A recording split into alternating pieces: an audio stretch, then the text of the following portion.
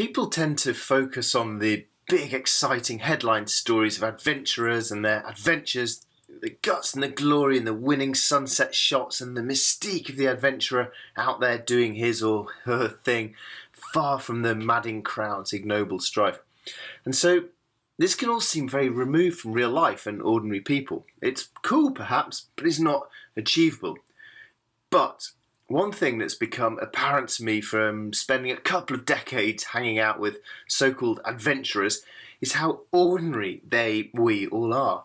They're not particularly talented, athletic or rich, without exception. So how come they are off doing fabulous adventures whilst all the similar people who enjoy their stories are not? I believe it comes down to boldness. Later down the line, you certainly need some resilience, optimism, motivation, curiosity, ambition, but all that comes later. To get started, you just have to make a bold step to where you want to be, the direction you want to be, and there's never a perfect time. You're never as rich, prepared, fit, or free as you'd like to be. So you just have to get on and commit to changing the direction your life's going in. For me, this moment was turning down a good teaching job in a school that I liked and declaring to the school, to the world, to myself above all, that I was going to go down a different route. If you're a woulda, coulda, shoulda kind of guy, you're never going to get started. You can make whatever excuses you like, blame whatever you want, but in the end, if you're going to cycle around the world, or whatever your personal equivalent of that is, then you need to commit to it. And so I toddled off around the world, had my adventures, came home, wrote a book, got invited to speak about my book at one of the most prestigious of all literary festivals, which I try to say nonchalantly, but secretly I'm thinking, kapow! This is everything I dreamed of! Doing big trips, writing books, getting my ego massaged, kapow! But once again, this isn't the reality. People tend to focus on the success stories, although, by the way, what a relative and murky word is success. So here's the reality. I toddled off around the world, had myself a big adventure, came home, wrote a book, and it got rejected by every publishing house under the sun.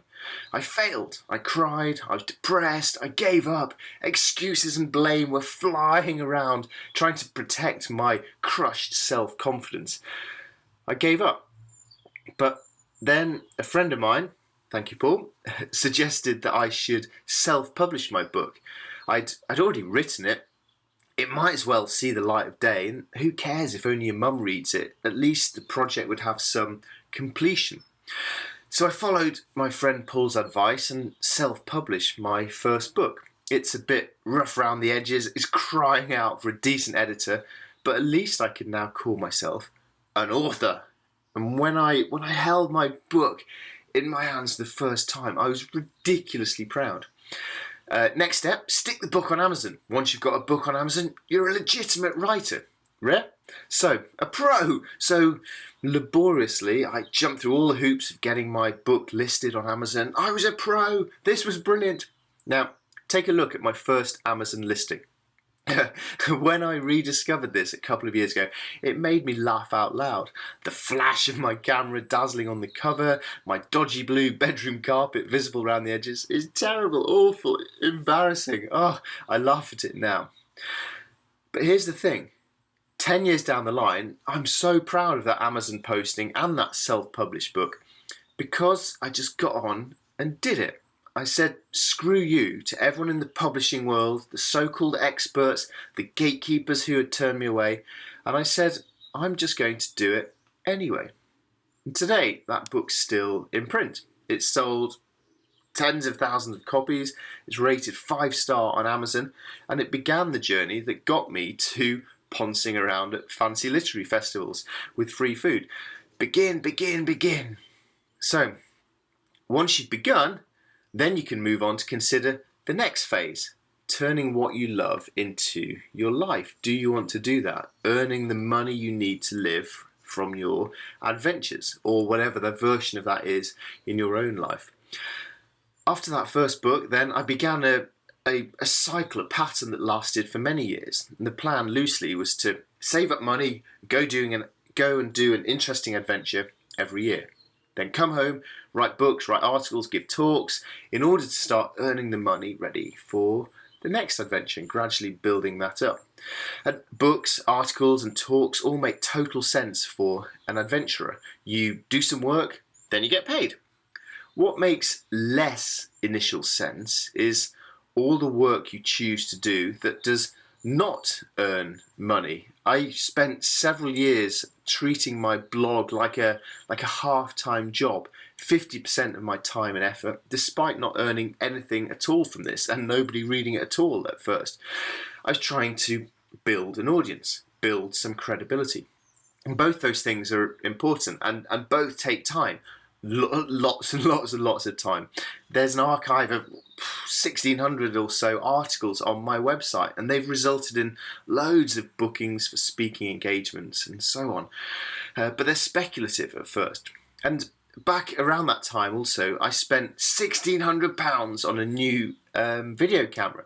The fact that I can still remember the exact price 8 years on shows how terrifyingly expensive this was to me at the time. And it was extra terrifying because I'd never filmed anything in my life. But I saw the beautiful filming capabilities of this brand new invention, the digital SLR camera that could record movies, and I took a punt. I said to myself, if I could get good at this, filming my adventures, then surely this will help me somehow, somewhere, someday. I gambled that if I could learn how to make nice films about my adventures before everyone else learned to do it, then that might give me a little advantage. And so I spent years teaching myself on Google and YouTube how to use a camera, how to film stuff, how to edit a film. My films weren't very good. Of course they weren't. I was a beginner. Why do we assume we must be brilliant straight away or quit if we're not? They were terrible. Hardly anyone watched them, but I persevered. I persevered because I loved it and because I wanted to get good. Finally then now, though, I'm now in a position where I've begun to earn money from making films. People pay me to go and do awesome stuff, build rafts, see the Northern Lights, and to make films about it. And that £1,600 today feels like an absolute bargain.